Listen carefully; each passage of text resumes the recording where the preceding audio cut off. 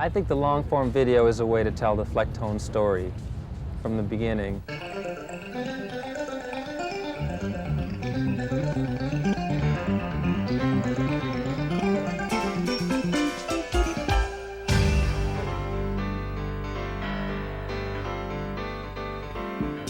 I think we escape categorization just simply by existing. And it's just doing exactly what I want to do with no compromises.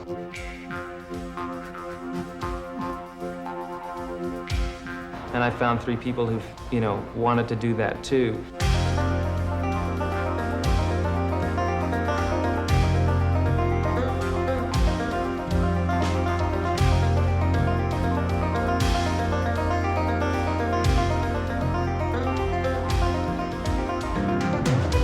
Any one of us would be an odd thing to find in a group, but when you put us all together, it makes it impossible to describe. We've heard so many different, names for it. Retro bluegrass, jazz. Hillbilly jazz from the mountains of North Carolina or something.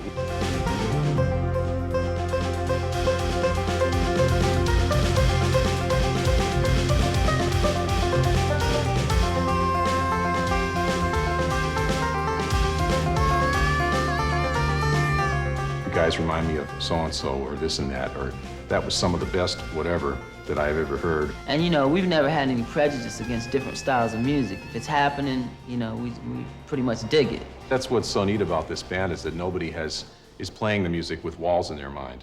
We're all just playing music.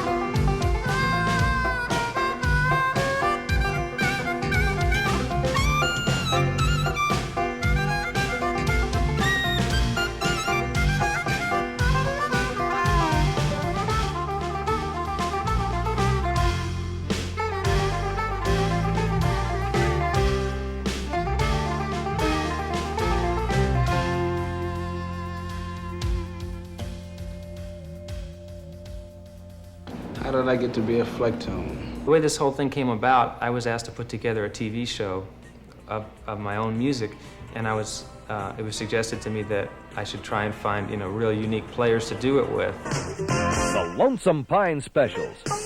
This edition features banjo virtuoso Bela Fleck in a musical adventure into the realms of jazz, electronic music, and the classical string quintet. I would really like to make a jazz album.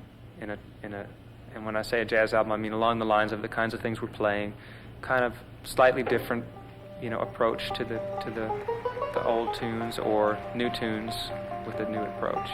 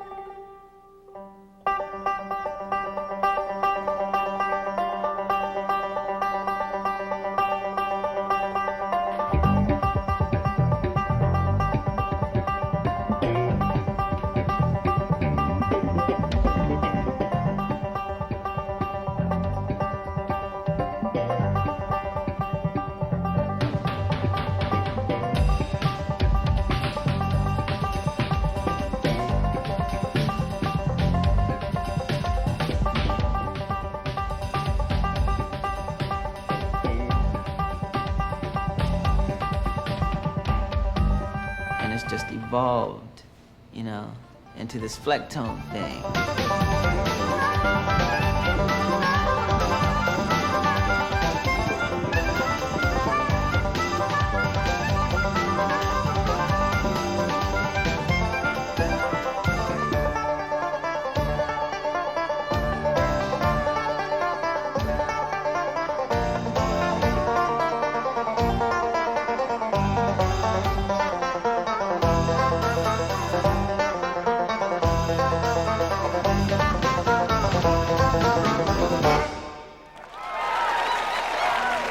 I just think there's a lot of people up there just doing what they want to do and not really trying to fit into any kind of category. Everybody in this band is delighted by music. We love music. And so whatever kind of music seems like the right thing to play at the given time and the given piece, we'll do. But yeah, we're musical adventurers.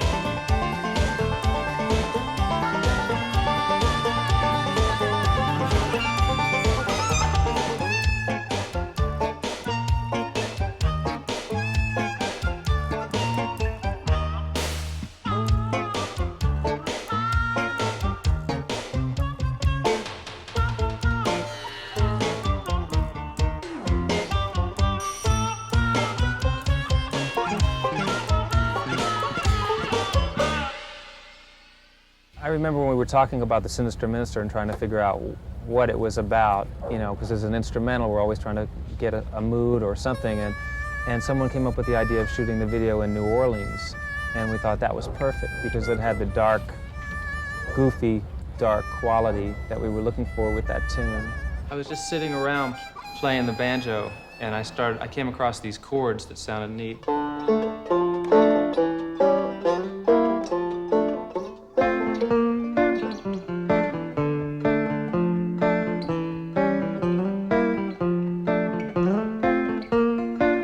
So I got together with Victor Wooten, and he found this way to sort of play the melody right after me.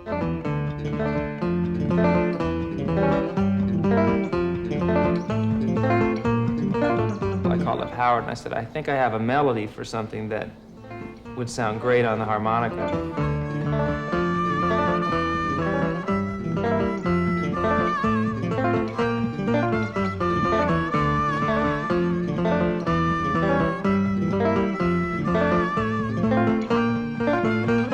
point, Roy came into the picture and he put this beat to it that I just wouldn't have expected.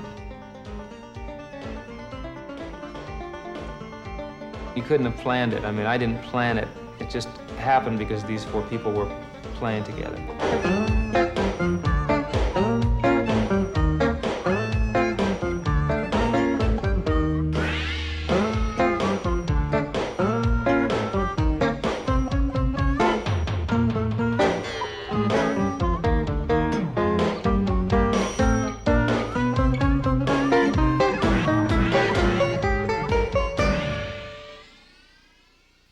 Well, I grew up a poor black child in off to a good start. Oh, I grew up in Manhattan. Yeah, it doesn't make a lot of sense growing up in New York City and being attracted to the banjo, but it just happened. You know, I heard the sound of it and it killed me.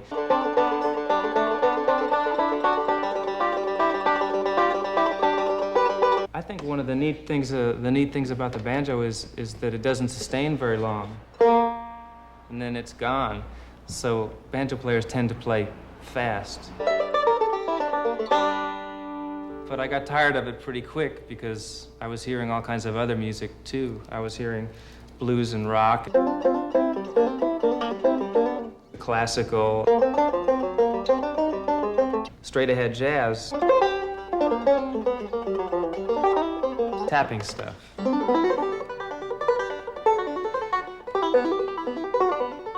It's sort of rare to hear, you know, quieter kinds of things on it too.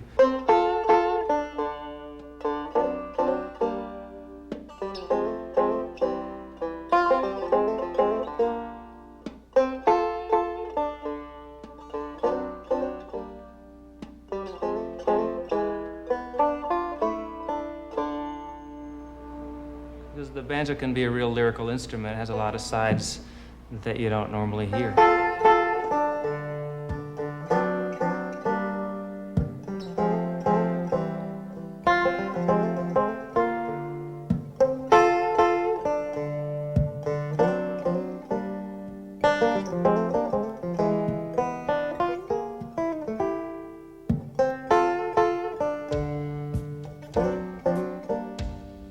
We've really gotten to know each other as musicians and as friends. I think we're really compatible, and I really like what's happening there. Everywhere we went, Vic had his little camera with him, and he would shoot things when they happened. A lot of times we catch great things that happened that you could never catch, you could never set up.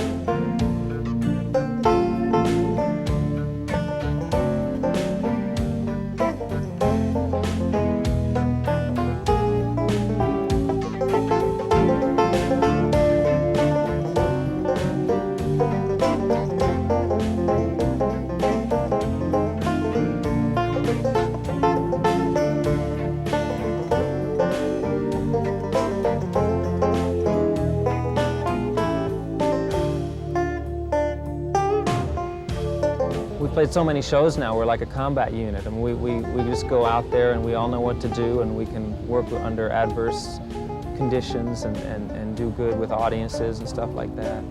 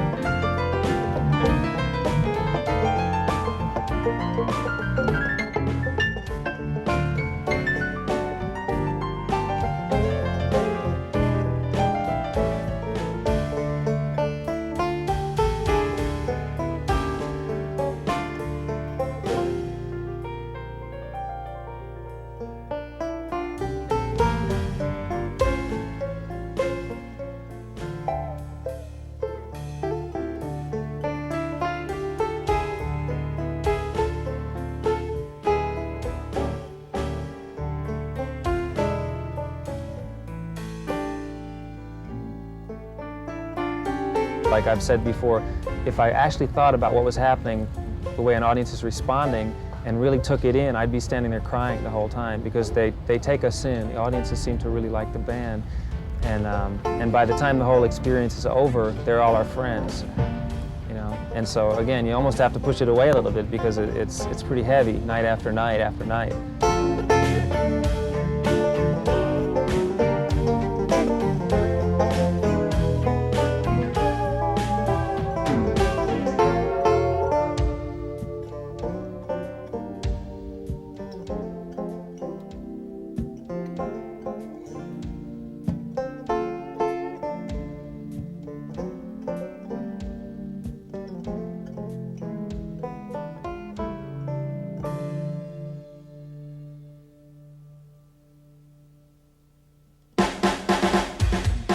Futureman. Yeah, talk about living on the edge, you know. The drum experiment, it's a long process. It really works like a big show business kind of thing, but it evolves out of really some deep thinking about music and moving musical theory forward.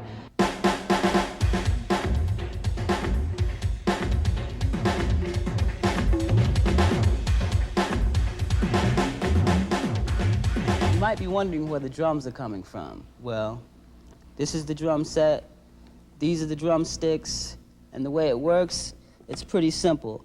I basically choose a color, and I pick a sound. This is the way it works. If I hit soft, it responds softly. Check it out.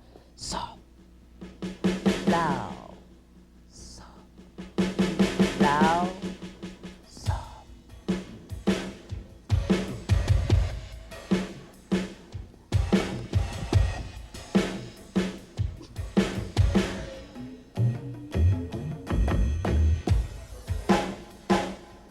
And now I like to play with my cymbals and kind of think artistically like maybe Miles Davis. Tail. Tail. Tail. I got a sore throat. 38. Yeah.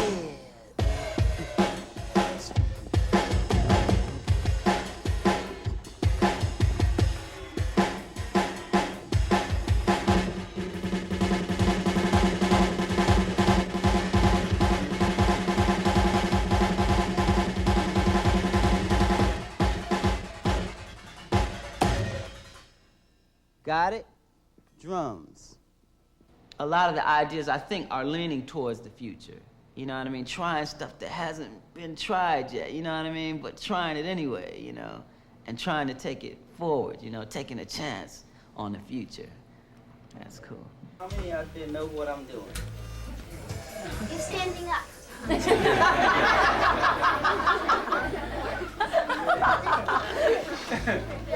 about to play. You're playing a drumitar. What is the drumitar? When you have all these different things, the buttons, and when you press them harder, the sound is louder, and when you press them softer, the sound is Right, that's exactly what we got. Yeah, we went to this school called the Hervey School up in Medford, Massachusetts, and played for these kids. And it was really a blast, because before we went there, this guy had taught all the kids what the drumitar was and what the banjo was and where it came from, and all the great bass players who played bass, and what the harmonica was and what we all did. So here we're playing to these kids who were hipper than most of the audiences that we played to, you know, combined, because they had actually been taught. They knew all about us, you know, and it was a blast playing for them.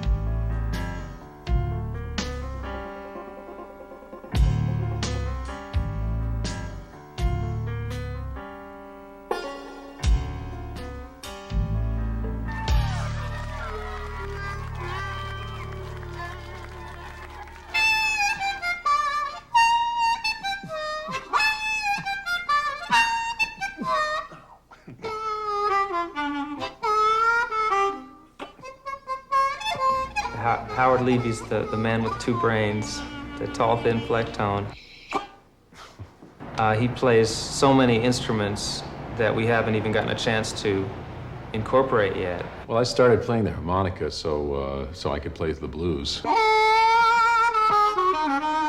wanted to be able to bend notes, and as a piano player, it was always frustrating that I couldn't bend notes, and I couldn't take my instrument with me when I went someplace. I had to go to it. Oh, one should definitely not try this at home.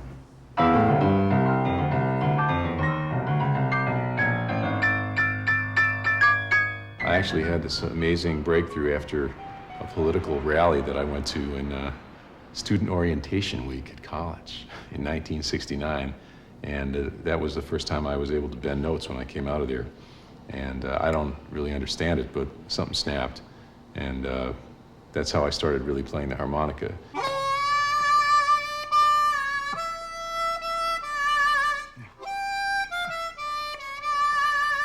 With the vision of the piano in my mind and the ability to get all the notes, then I was able to really stretch out and start playing some different kind of stuff on the harmonica, things that nobody had played on this little diatonic harmonica before.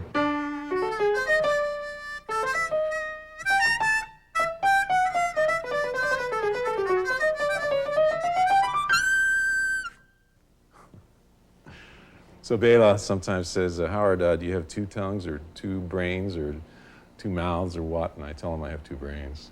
I guess that's about it.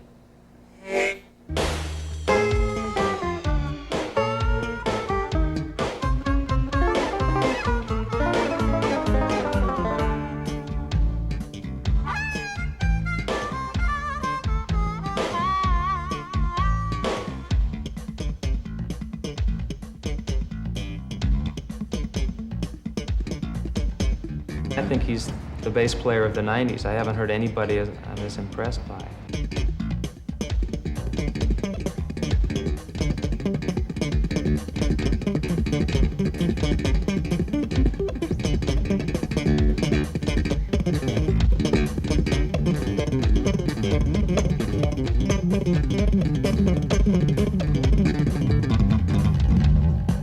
I love playing normal bass lines, but you get tired of doing the same thing, so I started trying to figure out new ways of doing things.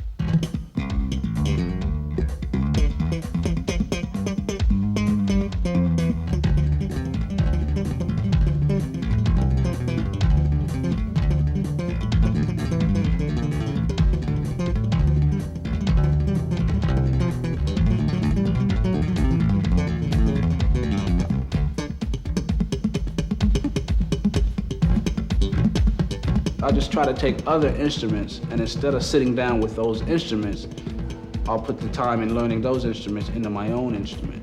Is that making any sense?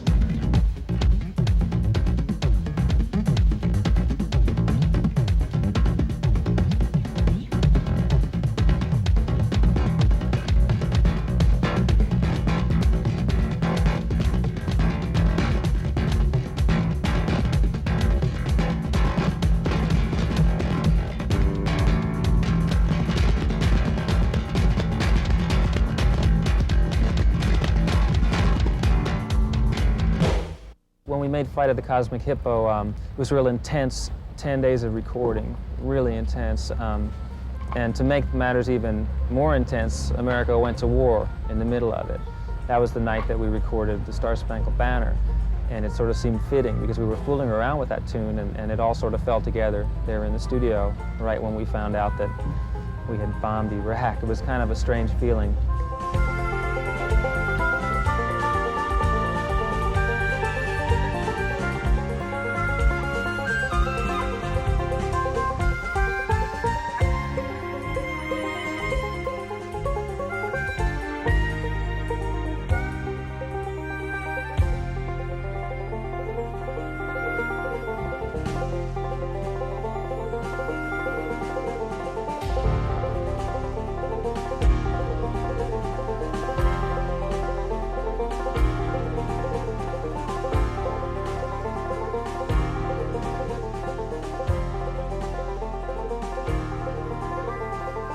As far as the whole record, there was a lot of hard work, very intense experience, and a lot of going for the best we could possibly get, just not stopping until it was really something that we'd be proud of.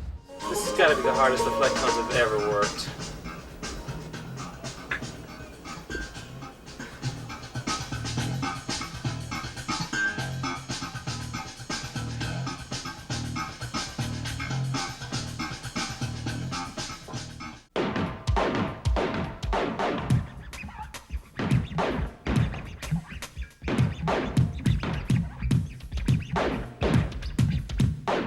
But to all your party people who are tuning in at home, you're listening to the sounds of the mighty Flecktones. Howard's on the harp and Victor on the bass. Futureman on the drums, it must have come from outer space. Bela on the banjo, he's the big Flecktone. He wants to take the banjo to galaxies unknown. We